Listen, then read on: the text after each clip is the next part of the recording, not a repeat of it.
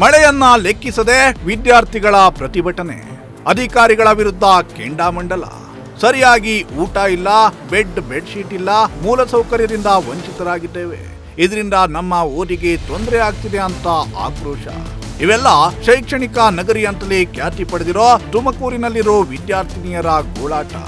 ಕೊಳೆತ ತರಕಾರಿ ಬಳಸಿ ಆಹಾರ ತಯಾರು. ಕ್ಯಾರೆಟ್ ಕೊಳ್ತೋಗಿರೋ ಕ್ಯಾರೆಟ್ ಅದನ್ನ ಕಟ್ ಮಾಡಿ ಮತ್ತೆ ಚೆನ್ನಾಗಿರೋ ಕ್ಯಾರೆಟ್ನ ಹಾಕ್ತಾ, ಅದು 2 ಕ್ಯಾರೆಟ್ ಸರ್. ಬೆಡ್ ಇಲ್ಲ, ಬೆಡ್ಶೀಟ್ ಕೂಡ ಇಲ್ಲ, ಸ್ವಚ್ಛತೆಯಂತೂ ಮರೀಚಿಕೆ.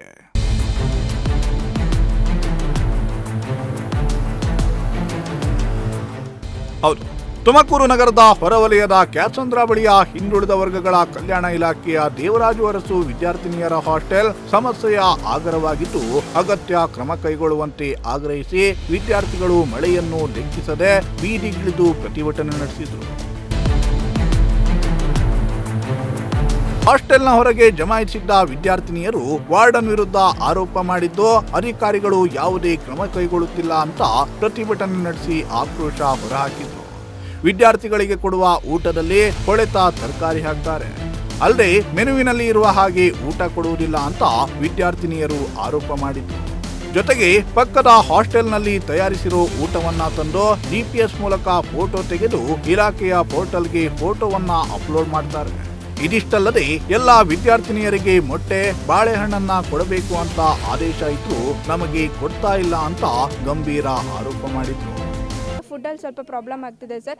ಏನು ಅಂತ ಅಂದರೆ ಇವಾಗ ನಾನ್ ವೆಜ್ ಅವರಿದ್ದಾರೆ, ನಾನ್ ವೆಜ್ ಮತ್ತು ವೆಜ್ನವ್ರಿಗೆ ಸರ್ ಒಂದು 2.5 kg ಚಿಕನ್ ತೊಗೊಂಬರ್ತಾರೆ ಸರ್. ಅದ್ರ ಬಿಲ್ ಕೂಡ ನಮ್ಮ ಹತ್ರ ಇದೆ. 2.5 kg ಚಿಕನ್ ತೊಗೊಂಬಂದು 120 ಜನ ಮಕ್ಕಳಲ್ಲಿ 40 ಜನ ವೆಜ್ ಅಂತ ಅಂದ್ಕೊಂಡ್ರು ಇನ್ನು 80 ಜನ ನಾನ್ ವೆಜ್ ಇರ್ತಾರೆ. 2.5 kg ಚಿಕನ್ನು 80 ಜನ ಮಕ್ಕಳಿಗೆ ಆಗುತ್ತೆ ಸರ್. ಬರೀ ಎಷ್ಟು ಆಮೇಲೆ ಎಣಿಕೆ ಮಾಡಿ ಹಾಕ್ತಾರೆ ಸರ್ ಇದು ನಾನ್ ವೆಜ್ನ. ಈ ಥರ ಮಾಡೋದು ಒಂದು ಪ್ರಾಬ್ಲಮ್. ಮತ್ತು ಇನ್ನೊಂದು ಏನು ಅಂತಂದರೆ ಕ್ಯಾರೆಟ್ನ ಕೊಡ್ತಾರೆ ಸರ್. ಕ್ಯಾರೆಟ್ ಕೊಳ್ತೋಗಿರೋ ಕ್ಯಾರೆಟು ಅದನ್ನು ಕಟ್ ಮಾಡಿ ಮತ್ತು ಚೆನ್ನಾಗಿರೋ ಕ್ಯಾರೆಟ್ನ ಹಾಕ್ತಾ, ಅದು 2 ಕ್ಯಾರೆಟು ಸರ್. ಮತ್ತು ಇನ್ನೊಂದು ಏನಂತಂದರೆ ಉಪ್ಪಿಟ್ಟು ಮಾಡ್ತಾರೆ ಸರ್. ಉಪ್ಪಿಟ್ಟು ಮಾಡಿದಾಗ ಮನೇಲಿ ಕೂಡ ನಾವು ಹಾಕೋದು 5 ರಿಂದ 6 ಬೆಳ್ಳುಳ್ಳಿ ಈರುಳ್ಳಿನ ಹಾಕಿದ್ರೆ, ಇಲ್ಲಿ 120 ಜನ ಮಕ್ಕಳಿಗೆ 8 ಈರುಳ್ಳಿ ಕೊಡ್ತಾರೆ ಸರ್. ಇದನ್ನು ಫುಡ್ ಸಪ್ಲೈ ಆಗ್ತಿಲ್ಲ ಅಂತಂದಮೇಲೆ ಅವರು ಫುಡ್ ಸಪ್ಲೈ ಆಗ್ತಿದೆ ಅಂತಂದಾಗ ಫುಡ್ನ ಕೊಡೋದಕ್ಕೇನು, ಈರುಳ್ಳಿನ ಕೊಡೋದಕ್ಕೇನು, ಇದೇ ಬರ್ತಿದೆ ಅಂತ ಹೇಳ್ತಿದ್ರಲ್ವ ಸರ್ಕಾರದಿಂದ, ಬಂದಮೇಲೆ ಕೊಡೋದು ಅಲ್ಲಿದ್ದರೆ ಕೊಡ್ತೀನಿ ಅಂತೇಳಿ, ಇಲ್ದಿದ್ರೆ ಅಂದರೆ ಎಲ್ಲೋಯ್ತು ಸರ್ ಅದು. ನಮ್ಮ ಸಮಸ್ಯೆ ಏನು ಅಂತ ಅಂದರೆ ಸರ್, ನಾವು ಇಲ್ಲಿ ಕೇಳ್ತಾ ಇರೋದು ಮ್ಯಾಮ್ದು ತಪ್ಪಿದೆ, ಅವ್ರದ್ದು ತಪ್ಪಿದೆ, ಇವ್ರದ್ದು ತಪ್ಪಿದೆ ಅಂತ ನಾವು ಹೇಳ್ತಾ ಇಲ್ಲ. ನಮ್ಮ ಅನ್ಯಾಯ ಏನಾಗಿದೆ ಅದು ನಮಗೆ ನ್ಯಾಯ ಸಿಗಬೇಕು ಅಷ್ಟೇ ಸರ್ ನಾವು ಕೇಳ್ತಾ ಇರೋದು. ಪ್ರತಿ ಸಲನೂ ಸರ್ ನಮ್ಮ ಸಮಸ್ಯೆಗಳನ್ನು ಹೇಳ್ಕೊಳ್ಳೋದೇ ಸಮಸ್ಯೆ ಆಗಿದೆ ಸರ್. ನಮ್ಮ ಸಮಸ್ಯೆಗೆ ಯಾವುದೇ ಕಾರಣಕ್ಕೂ ನಮಗೆ ಅದು ಪರಿಹಾರ ಸಿಗ್ತಾ ಇಲ್ಲ ಸರ್. ಡಿಒ ಇದ್ದಾರೆ ಸರ್, ನಮ್ಮ ವಾರ್ಡನ್ ಇದ್ದಾರೆ ಸರ್, ಯಾರೂ ಬರ್ತಿಲ್ಲ ಸರ್ ಈಚೆ. ಅವಾಗ್ಲಿಂದ ಮಳೆಯಲ್ಲಿ ವಿದ್ಯಾರ್ಥಿಗಳನ್ನ ನೆನೀತಿದ್ದಾರೆ ಅಂತ ಗೊತ್ತಿದ್ರು ಕೂಡ ಈಚೆ ಬರ್ತಿಲ್ಲ, ಬಗ್ಗು ನೋಡ್ತಿಲ್ಲ ಸರ್. ಬಂದು ಎಲ್ಲಿವರೆಗೂ ವಿದ್ಯಾರ್ಥಿಗಳು ನಿಂತಿದ್ರು ಅಲ್ಲಿವರೆಗೂ ಇದ್ರು ಸರ್. ಯಾರ್ಯಾರು ಕರ್ಕೊಬೇಕು, ಯಾರ್ಯಾರು ಬರ್ತಾರೆ ಅಂತ ಗೊತ್ತಾಯ್ತು, ಅವ್ರನ್ನೆಲ್ಲ ಕರ್ಕೊಂಡು ಒಳಗಡೆ ಹೋದ್ರು. ಈಗ ಒಳಗಡೆ ಹೋಗಿರೋರು ಯಾರನ್ನೂ ಈಚೆ ಬಿಡ್ತಾ ಇಲ್ಲ ಸರ್. ನಮಗೆ ಎಲ್ಲರೂ ವಿದ್ಯಾರ್ಥಿಗಳು ಒಗ್ಗಟ್ಟನ್ನ ಹೊಡಿತಾ ಇದ್ದಾರೆ ಅಷ್ಟೇ ಸರ್. ನಮಗಿಲ್ಲಿ ಯಾವುದೇ ಪರಿಹಾರ ಕೊಡ್ತಾ ಇಲ್ಲ. ಅವರು ಒಳಗಡೆ ಬೆಚ್ಚು ಕೂತಿದ್ದಾರೆ. ನಾವಿಲ್ಲಿ ಮಳೆ ನೆನ್ಕೊಂಡು ಕೇಳ್ಕೊತಾ ಇದ್ದೀವಿ. ಅಟ್ಲೀಸ್ಟ್ ಕನಿಕರಕ್ಕಾದ್ರೂ ಏನಾಯ್ತು ಹೆಂಗಾಯ್ತು ಅಂತ ಒಬ್ರು ಕೇಳಕ್ ಬರ್ತೀವಿ ಸರ್. ತಪ್ಪಿಲ್ಲ ಅಂತ ಅಂದಾಕ್ಷಣ ತಪ್ಪಿಲ್ಲ ಅಂತ ಅಂದ್ಮೇಲೆ ಬರ್ಬೋದಲ್ವ ಸರ್. ತಪ್ಪಿಲ್ಲ ಅಂತಂದ್ಮೇಲೆ ಏನಕ್ಕೆ ಸರ್ ಒಳಗಡೆ ಕೂತ್ಕೊಬೇಕು ಅವರು?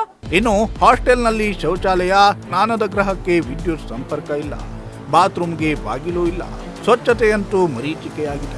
ಹಾಸ್ಟೆಲ್ ಸುತ್ತ ಗಿಡಗಂಟಿಗಳು ಬೆಳೆದಿದ್ದು ಕ್ರಿಮಿಕೀಟಗಳ ಆವಾಸ ಸ್ಥಾನವಾಗಿದೆ. ಹಾಸ್ಟೆಲ್ನ ವಾರ್ಡನ್ ವಿದ್ಯಾರ್ಥಿನಿಯರ ಜೀವನದ ಜೊತೆ ಚೆಲ್ಲಾಟ ಆಡ್ತಿದ್ದಾರೆ. ಮೂಲಭೂತ ಸೌಕರ್ಯಗಳ ಕೊರತೆ ತುಂಬಾ ಇದೆ. ನಾವು ಅದ್ರ ಬಗ್ಗೆ ಇಲಾಖಾ ಸಂಬಂಧ ಅಧಿಕಾರಿಗಳೇನಿದ್ದಾರೆ, ನಾವು ವಾರ್ಡನಿಂದ ಹಿಡಿದು ತಾಲೂಕು ಆಫೀಸರಿಂದ, DO ಇಂದ ಕಮಿಷನರ್ವರೆಗೂ ಹೋಗಿದ್ದೀವಿ. ನಮ್ಗೆ ಯಾವುದೇ ರೀತಿ ಪ್ರತಿಕ್ರಿಯೆ ಸಿಕ್ಕಿಲ್ಲ. ನಾವು ಜಿಲ್ಲಾಧಿಕಾರಿಗಳನ್ನ ಸಂಪರ್ಕ ಮಾಡೋಕೆ ಕೂಡ ಪ್ರಯತ್ನ ಪಟ್ಟಿದ್ದೀವಿ. ಪತ್ರಿಕೆ ಅಂದರೆ ಪೋಸ್ಟ್ ಮುಖಾಂತರ ಕೂಡ ನಾವು ಅವ್ರನ್ನ ತಲುಪಿದ್ದೀವಿ. ಯಾವುದೇ ರೀತಿ ಪ್ರತಿಕ್ರಿಯೆ ಸಿಕ್ಕಿಲ್ಲ. ಮತ್ತು ಇಷ್ಟು ದಿನವರೆಗೂ ಯಾರು ಬರದೇ ಇರೋರು, ವಿಸಿಟಿಗೆ ಬರದೇ ಇರೋರು ಕೂಡ ಇವತ್ತು ಬಂದಿದ್ದಾರೆ. ಮತ್ತು ನಿನ್ನೆ ಏನಿಲ್ಲ ಅಂದರೂ 80 ರಿಂದ 100 ಜನ ನಾವು ಪೊಲೀಸವ್ರಿಗೆ ಸಪೋರ್ಟ್ ಕೇಳಿದಾಗ ಸೈನ್ ಮಾಡಿದ್ದಾರೆ. ನಾಳೆ ಪ್ರತಿಭಟನೆ ಬರ್ತೀವಿ ಅಂತ 100 ಜನ ವಿದ್ಯಾರ್ಥಿ ಸೈನ್ ಮಾಡಿದ್ದಾರೆ. ಇವಾಗ ಬಂದು ನಿಂತಾಗ ಕೂಡ ನೀವೇ ನೋಡಿದ್ರಿ, ಏನಿಲ್ಲ ಅಂದ್ರೆ ಒಂದು 60 ಜನ ಇದ್ರು. ಇವಾಗ ಹಿಂದೆಯಿಂದ ಬಂದು ಒಳಗಡೆ ಕರ್ಕೊಂತಿದ್ದಾರೆ ಬೆದರಿಕೆ ಹಾಕಿದಾಗಿ. ನಮಗೆ ಭದ್ರತೆ ಇಲ್ಲ ಹಾಸ್ಟೆಲ್ನಲ್ಲಿ. ಏನು ಹಾಸ್ಟೆಲ್ ಸುತ್ತ CC ಕ್ಯಾಮ್ರಾ ಇಲ್ಲ. ನಿನ್ನೆ ಇವತ್ತು CC ಕ್ಯಾಮ್ರಾ ಹಾಕ್ಸಿದ್ದಾರೆ, ರೀಸೆಂಟಾಗಿ ಹಾಕ್ಸ್ತಿದ್ದಾರೆ. ಏನಕ್ಕೆ ಊಟಕ್ಕೆ ಬಂದು ಊಟದ ವಿಷಯ ಬಂದು ಇವಾಗ 150 ಜನ ಇದ್ರೆ 2.5 kg ಚಿಕನ್ ತರಿಸ್ತಾರೆ. 100 ಜನ ಉಪ್ಪಿಟ್ಟಿದ್ರೆ 6 ಈರುಳ್ಳಿ ಕೊಡ್ತಾರೆ. 1 kg ಎಣ್ಣೆ ಕೊಡ್ತಾರೆ ಒಂದ್ಸಲ ತಿಂಡಿಗೆ. 1 ಕಾಯಿ ಕೊಟ್ಟು ಮಧ್ಯಾಹ್ನ ಬೆಳಿಗ್ಗೆ 2 ಟೈಮ್ ಹಾಕಕ್ಕೆ ಹೇಳ್ತಾರೆ. ಇದೆಲ್ಲದೂ ನಮಗೆ ಮೂಲಭೂತ ಸೌಕರ್ಯಗಳ ಕೊರತೆ ತುಂಬಾ ಇದೆ.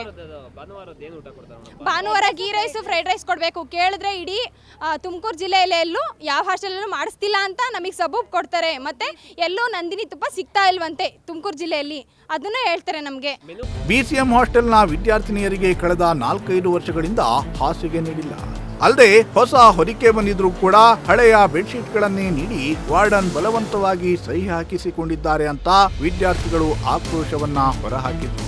ಈ ಬಗ್ಗೆ ಅಧಿಕಾರಿಗಳ ಗಮನಕ್ಕೆ ತಂದ್ರೂ ಯಾವುದೇ ಪ್ರಯೋಜನ ಆಗ್ತಿಲ್ಲ.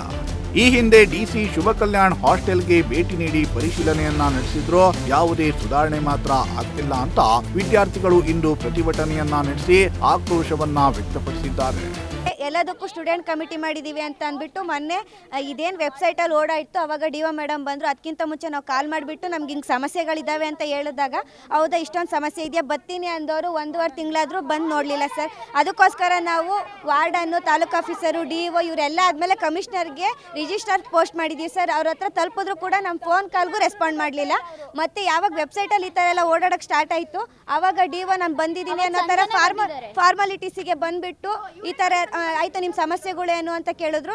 ಹಿಂಗೆ ಅಂದರೆ ಆಯಿತು ನೆಕ್ಸ್ಟ್ ಅಂದರೆ ಹೊರತು ಅದಕ್ಕೆ ಪರಿಹಾರ ಕೊಡಲಿಲ್ಲ ಸರ್. ಮತ್ತೆ ಒಂದು ಸ್ವಲ್ಪ ಜನ ಸ್ಟೂಡೆಂಟ್ಸ್ಗಳ್ನ ಕಮಿಟಿ ಮಾಡಿ ಆಯಿತು ಇವಾಗ ನಿಮಗೆ ಜವಾಬ್ದಾರಿ ಕೊಟ್ಟಿದ್ದೀನಿ, ಇವಾಗ ಏನೇ ಪ್ರಾಬ್ಲಮ್ ಆದರೂ ನಾನು ಬಂದು ವಾರ್ಡನ್ನ ಕೇಳಲ್ಲ, ಆಂಟಿನ ಕೇಳಲ್ಲ, ಯಾರನ್ನೂ ಕೇಳಲ್ಲ, ನಿಮ್ಮನ್ನ ಕೇಳ್ತೀನಿ ಅಂದರೆ ನಾವು ಇಲ್ಲಿಗೆ ನಾವೇನು ಇಲ್ಲಿ ಅವ್ರ ಕೆಲಸಗಳು ಮಾಡೋಕ್ಕೆ ಬಂದಿದ್ದೀವ. ಮತ್ತೆ ಕೇಳ್ತಾರೆ ಓದೋದಕ್ಕೆ ಬಂದಿದ್ದೀರಾ, ಓದೋದಷ್ಟೇ ಮಾಡಿರಿ ಅಂತ. ಓದೋದಕ್ಕೆ ಬಂದಿರೋದು ಸರ್, ಅದಕ್ಕೆ ಮೂಲಭೂತ ಸೌಕರ್ಯಗಳಿಲ್ಲ ಅಂದಾಗ, ಹೊಟ್ಟೆ ತುಂಬ ಊಟ ಇಲ್ಲ ನಿದ್ದೆ ಇಲ್ಲ ಅಂತ ಅಂದಾಗ ಓದೋದಕ್ಕಾದ್ರೂ ಆಗುತ್ತೆ ಸರ್. ಇವೆಲ್ಲ ಕೇಳಿದ್ರೆ ನೀವೇ ಇವಾಗ ನಿಮಗೆ ಜವಾಬ್ದಾರಿ ಕೊಟ್ಟಿದ್ದೀನಿ, ನೀವೇ ನೋಡ್ಕೊಳ್ರಿ ಅಂತ ಹೇಳ್ತಾ ಇದ್ದಾರೆ. ಇನ್ನಾದರೂ ಸಂಬಂಧಪಟ್ಟ ಅಧಿಕಾರಿಗಳು ಕೂಡಲೇ ಕ್ರಮ ಕೈಗೊಂಡು ವಿದ್ಯಾರ್ಥಿಗಳ ಭವಿಷ್ಯಕ್ಕೆ ಸಹಕರಿಸಬೇಕಿದೆ. Bureau report, Prajashakti TV, Tumakuru.